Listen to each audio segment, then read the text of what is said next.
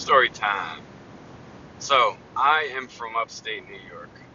A lot of people, when they think of New York, they think of New York City, big buildings, skyscrapers, crime, you know, stuff like that, tourist stuff, all that kind of stuff. But I grew up in upstate New York, so it's a lot different. There's still some of the mixes from New York City, and it's definitely you have some urban environments and such. But I moved from Kingston to a place called Port Ewen when I was, I guess just becoming a teenager, maybe 13, something like that, maybe younger. I don't really remember. But it was a completely different environment than where I was before that, because where I was before that was more of like a city environment, and then I moved into more of like a suburb type, um, like white bread style neighborhood, and it was cool. It was like I realize it now that I'm older, but we grew up with a bunch of kids hanging out, and it was like one of those 80s style movies almost. But when I first moved there, I had a couple friends that I knew from school that lived there, and they had their clique of friends. And when I first moved there, they would all hang out in the woods, which is really cool because that's where I like to be. And they told me this story of the elf.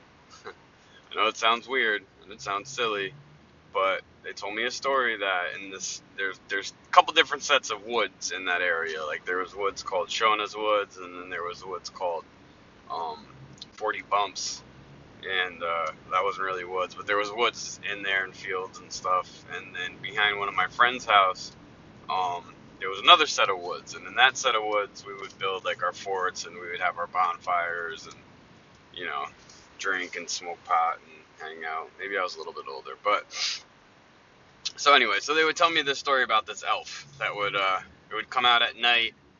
It would be in like a white fur with a pointy kind of face. It almost looked like this white spy from Spy vs. Spy from Mad Magazine. I don't know if anybody knows what that is, but they would say it would just do menacing things, like it would kidnap cats, or it would take stuff off people's porches or chase people out of the woods, and nobody was sure if it was like a hobbit, or if it was like a person, or if it was some type of supernatural being, or what have you.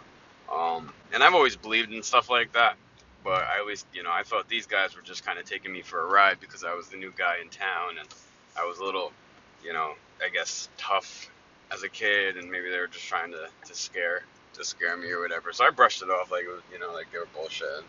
Can't be real. There's no such thing as an elf, yada yada yada. But I always kept it in the back of my mind that it might be true. So anyway, flash forward, a month or two, maybe 3 of me living in this town, and I had this dog.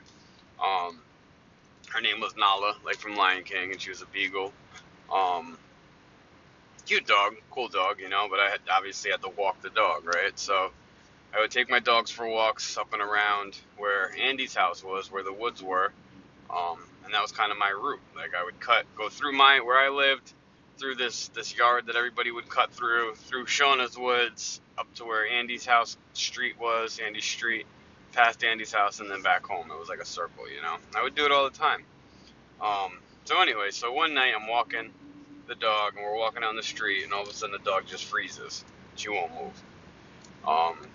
And I'm pulling on her, like, come on, let's go, and she won't move. So I'm looking around to see, and it's nighttime, right? So it's kind of hard to see, and it's, it's not a well-lit street, because it's a back road or whatever.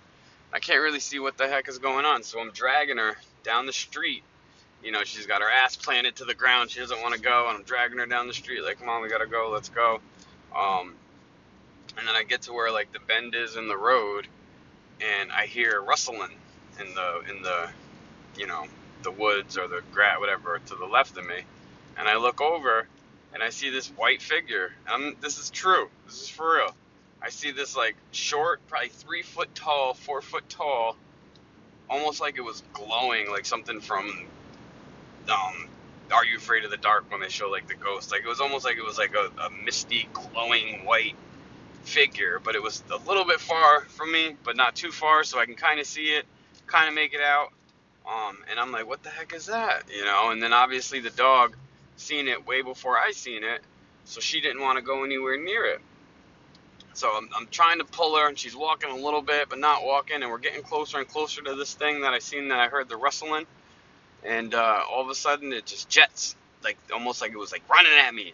She took off, I took off, we went running back down and around, through the woods, back around it, back to where my house was.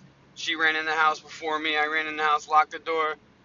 I still to this day don't know what the heck that thing was.